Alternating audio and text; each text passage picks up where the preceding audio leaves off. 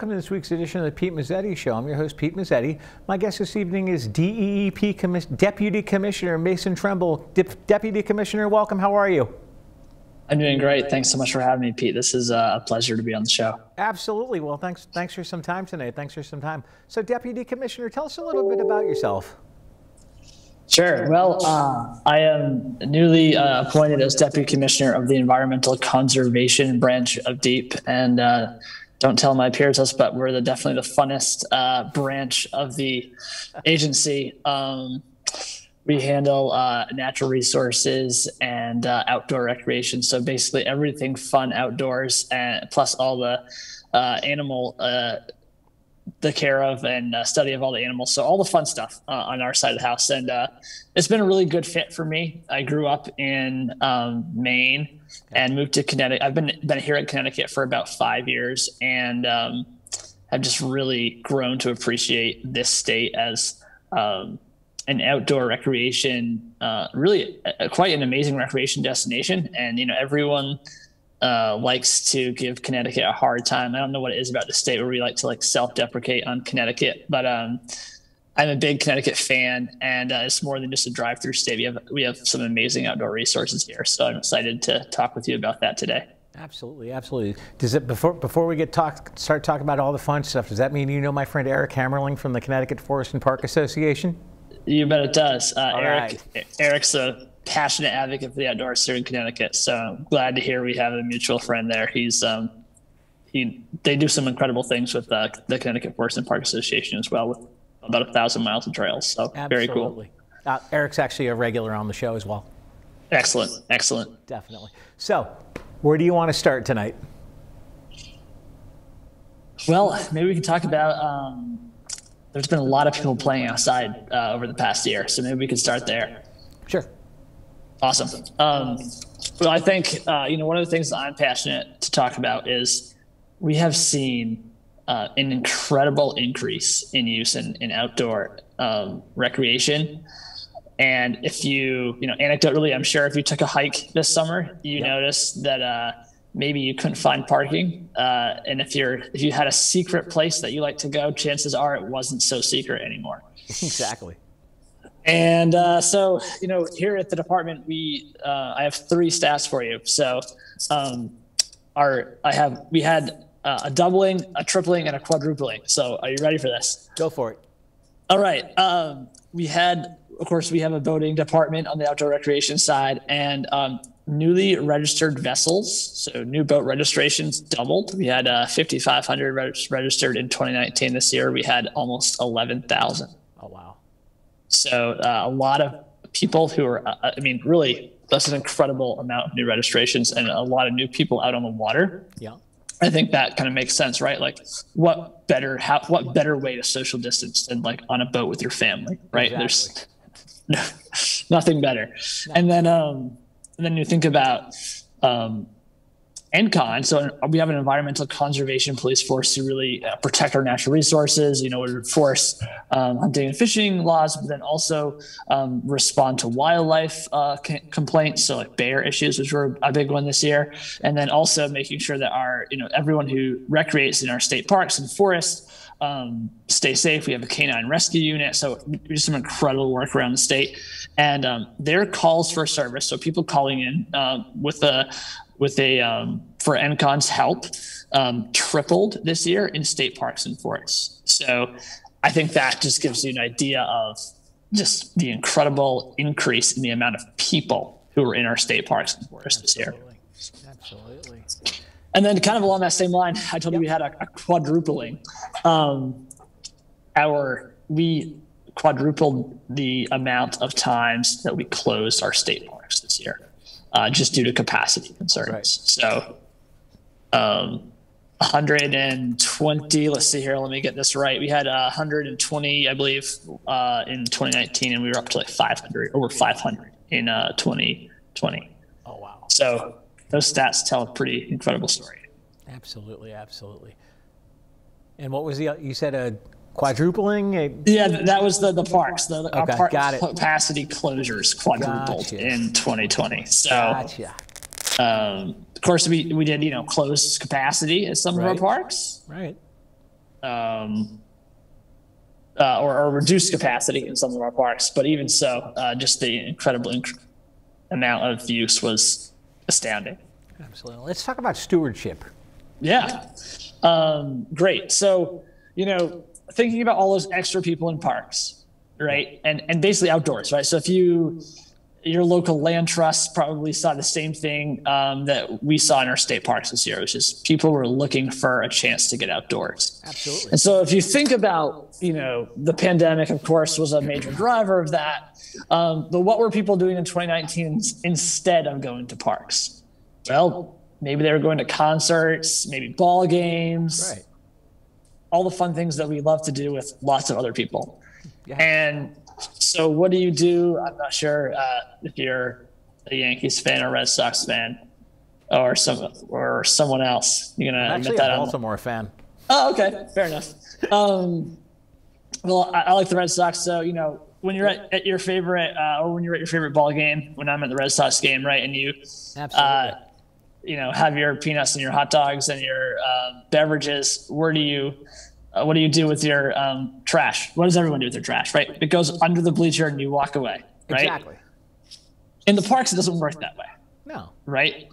And so people who were maybe used to doing that which is very appropriate, right, to do in a sporting arena or in at a concert or something like that. That's not how it works in parks, right? We don't have a way and waterways, right? We don't have a way to clean up the hundreds and thousands of miles of trails we have in our state parks. Right. Certainly our parks team does an incredible job, but there's just, we own 10% of the land in Connecticut. That's too much to clean up, right? Right, exactly. That's a lot of square miles.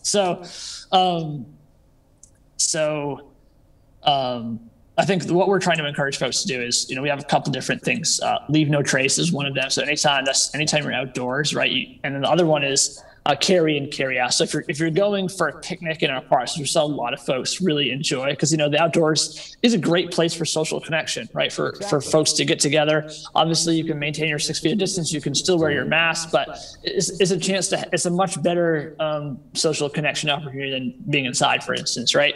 Right. And so we just ask folks that we want people to get outside. We do not want to shut down access in the middle of a pandemic. That's the last thing that we want to do. Right. But we want folks to take care of Connecticut's got an amazing, just incredible natural resources. And so we really encourage folks to take care of it, kind of trying to help people understand that, we do have a parks team, but they're very focused on keeping our parks operating. And we just don't have the staff numbers to pick up, 10% of the land in our states. Right. The math doesn't work. So we're encouraging folks, this year, if you are in the park and maybe you're newer, just bring your backpack with you, pack your trash in, bring your picnic supplies in, make sure you pack that stuff out with you. Bring a tote bag, bring a reusable shopping bag. Absolutely. Whatever it is, and just make sure you're carrying that out, whether you're at the beach or hiking or just, having a picnic somewhere, right? Absolutely. Yeah, because you don't want to have to pick up and throw out somebody else's trash. Exactly. And then, for folks who are used, we heard a lot of complaints this year from folks who love the outdoors, who are passionate advocates, and they were really concerned about some of the overuse, or not even necessarily overuse, that's the wrong term, but the misuse of the outdoors. Sure. And, we encourage you, if you're out and you see something happen, maybe have a little bit of understanding that maybe this is the first time some of these folks have been in one of our parks. And so they may not know kind of the outdoor ethics around leave no trace. And so we ask, folks to help us share the word. Right. Do so in a kind, welcoming way. But, right. If you see someone walking away from their picnic and leaving their trash, just run and, hey, you're going to, there's no one to pick up after you. So please take care of the environment, take care of the outdoors, and bring your stuff home with you. Absolutely. Absolutely. And let's talk a little bit more about the Leave No Trace program. Yeah. So the Leave No Trace program is something that's nationally recognized, and there's a variety of. There's actually 10 different principles. I wouldn't be able to rattle them all off to you at once, but the first one is actually plan ahead and prepare, and that's the one that I like to talk about. Sure. Because if you don't plan ahead to kind of pack your stuff out, if you don't bring maybe a trash bag with you when you go on a picnic, right, or maybe bring, like I said, bring a bag with you so you can bring everything back to your car, then it can be hard, right? You have all this, maybe you have a bunch of different beverage containers, maybe you have all your different picnic items that you brought with you, and it's like, how do you pick all those things up and bring them back, right? And so making sure that you kind of think ahead a little bit. I got to bring this stuff out with me is the first step, and if you do that, the rest of it's easy. So exactly. Now, how has with the pandemic, obviously beaches and parks have gotten full to capacity. How do you think things are going to look this year? Yeah, that's a great question. And so that is the question of the year. What's coming? $10,000 question. All right. As it stands right now, we anticipate many of the same measures that we took last year to be similar this year. Quite honestly, I don't think, we're really excited about the vaccines coming, and we're thrilled about that. But we don't see us getting to a place where the snow is going to melt very quick, and the park season is going to be here before we know it. And so we anticipate, starting. Continuing with the mask wearing protocols, obviously in time within 6 feet of someone, you want to make sure you have that mask on. We know that drill really well at this point. And I think people in Connecticut do a really good job with that. Really do. And we've seen that in our parks. There are always folks who, ignore these type of things. But for the most part, by and large, our team has been incredible. So, Absolutely. What else do we want to talk about right now? Well, we're in the middle of legislative session. It's always a good time to talk about passport to the parks. So, which I know is a frequent topic here on the show. So I know you are very familiar. I think it's when you look at this past year and the incredible increase in use. That was there were some things we had to do to combat that, right? And so one of them was. We thought, and we still feel, that at some of our major parks, where there's, for instance, some of our beach parks, reducing capacity by about 50% would give enough space for folks to social distance. Many of our other parks, we left open at full capacity, smaller parking lots, more trails, more space for people to spread out versus the parking lots. But just to give you a little bit of an idea, right? Sure. Hammonasset on a busy day in the summer can have well over 30,000 people attend. Yes. And when you think about the capacity of, for instance, a major sports arena, right? That rivals. I mean, that's bigger than the Red Sox, right? That's bigger than Fenway. So that's a lot of folks in a fairly small area. And so, we did reduce capacity by about 50%. And so if we were dependent on charging for our parks, that would have been a major hurdle. That would have been an impossible decision for us to make, right? Because we would basically been saying we were cutting our revenue by 50%. Absolutely. But with Passport to the Parks, a couple things happen. So for those who aren't familiar, Passport to the Parks, you spend $15 extra on your 3-year registration, so it's about $5 a year. Yep. And that allows any car with a Connecticut license plate to enter any state park for no fee. Basically, the fee's already been paid, right? Exactly. And so what that does is two things. First of all, if you spend $7-$50 to get into a park, you're probably going to want to stay for longer than 30 minutes. Absolutely. Right? Because you spent money on it. And so you kind of feel like this need to stay and really enjoy the park. But if you don't have that constraint, and what this did for Connecticut State Parks is, Connecticut's unique. We're not Colorado, right? No. We're a very small state, fairly densely populated. And so folks aren't necessarily, certainly some of our parks like Hammonasset, folks are going for the whole day. But a lot of times folks are going for an hour, maybe a couple hours, maybe they're riding their mountain bike, maybe they're going for a hike, maybe they're walking their dog. And so this kind of creates I think we have one of the most accessible park systems in the country. Here's why. We have 130 state parks and forests squished into a very small geographic area. Right. And so I think you've probably heard the stat that we have a park within 15 minutes of everyone's house in Connecticut. That's pretty cool because that allows you to visit our state park systems and just go for that after work run, or maybe that after work walk, or go walk your dog there in the morning. And so it really allows folks to access our parks and really utilize them in a way that wouldn't happen if you had to spend $7 every time you tried to get to a park, right? You just wouldn't do that for a 20-minute walk with your dog. No. Deputy Commissioner, would you mind sticking around for another segment? Absolutely. We'll be right back. Keep on keeping on, baby. Keep on keeping on, yeah. You expect me to stop living?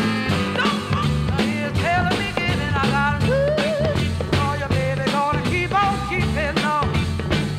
Thank you, Connecticut, for doing your part to stop the spread of COVID-19, for wearing your masks, washing your hands, and keeping your distance. So keep it up, Connecticut. We've come too far to go back. Keeping on. Community TV, your neighborhood TV. Publicly funded and a reliable partner for cable companies nationwide. It provides transparent coverage of local and state government, education, and public programming. A digital town green that can be watched anywhere, anytime, and on any device. Watch us on today's high-tech distribution methods.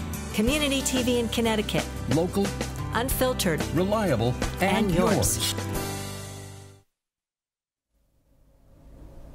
Welcome back to this week's edition of the Pete Mezzetti Show. I'm your host, Pete Mezzetti, sitting here with DEEP Deputy Commissioner Mason Trumble. Mason, welcome back, sir. Thank you so much, Pete. Yeah, that's a mouthful. I can't even get it right. Yeah, no kidding. No kidding. So, Mason, I was wondering maybe we can continue. Before we went to the break, we started talking about the Passports to the Park program. Maybe we can pick up where we left off? Yeah, sure. So I was just talking about how accessible the Passport to the Parks program makes our parks. Sure. You can go for 10 minutes if you want to. You can go for that morning run or afternoon walk with the dog. So I think when it comes to COVID, not only are our parks accessible, so we see folks able to get out more often and more frequently. Right. They're also, we were also able to make some decisions based on knowing we had this consistent source of funding coming from car registrations. And so in a year like COVID, having the ability to plan and make those decisions without only being worried about the bottom line is extremely helpful. And other states that run their park systems off of a model, off of a strictly business model, are really constrained if they have a summer of bad weather and they have low visitation. That really impacts their ability to, run their parks the next year. And so we have a blended model here in Connecticut. We do get a lot of funding from our parks, camping, all that out of state registrations. We charge for out of state use, but thankfully, we have this kind of consistent funding source as well through Passport that allows us to make kind of the right decisions around the management of our parks. Absolutely, absolutely. Now let's talk about the diversity aspect of things. Yeah, thanks for bringing that up, Pete. Really appreciate that. We're actually right in the middle of our seasonal hiring push, and so if you go to our website or just Google search Deep Seasonal Employment in Connecticut, we have a page there that'll be the first result in Google that has all of our state parks and all of our jobs for working outdoors. And so, if you talk to any of our staff, they'll tell you, I started at Deep because I worked as a seasonal employment while I was in high school or college or whatever. And so it's a great way to get a taste for working outdoors. It's a fun summer job. And, as we look at working hard to make sure our staff reflect the people of Connecticut, we're really encouraging folks to sign up and apply for our summer jobs. So please pass the word. Happy to share that link with you after the show. And we're very excited about our seasonal hiring push right now. I was going to say, and I'm sure during the pandemic and what's going on right now, once the parks and everything open for the season, it's probably going to, how do you think it's going to look? Yeah, we worked really hard to take care of our team this year. Lots of masks, lots of gowns for cleaning bathrooms, things of that nature. But, by and large, our staff they were able to handle the pandemic really well. We put up plexiglass barriers just like many other places have. We worked hard to do paperless check-in in our campgrounds, things of that nature. So, overall, I think we learned a lot last summer. Our team did an incredible job keeping the parks open, whereas other states chose to close, and we kept our parks open. It was hard. They are essential workers. They are absolutely every bit as much of as heroes in keeping this open, especially when you think about parks being a major benefit for mental health as well as physical health, right? So when you think about the health of our residents in the middle of a pandemic, I think our team has just really delivered for the people of Connecticut as far as providing that space for both mental and physical health. Absolutely, and it's actually, I actually am right on the shoreline where I tape my show, and I'm between Hammonasset and Rocky Neck. Ooh, nice, great place. Oh, absolutely. Yeah, that's one of my favorite areas of Connecticut, actually. So, absolutely, I visit that area very frequently. So, my family actually has a place in Old Lyme, and so love that area of the state, and we go to Rocky Neck frequently. So it's definitely a place I love to visit in the summer. Oh, absolutely, and I'm sure once everything quiets down, I'd love to have you down in studio live in person with me. That would be great. I am ready to do in person, so that would be fantastic. So I can't wait till we can get past this the social distancing and start to look at vaccines and do some more in-person events. Exactly, and I'm sure that with the organization, you guys aren't doing many in-person events. Everything is probably being done virtually. Is that correct?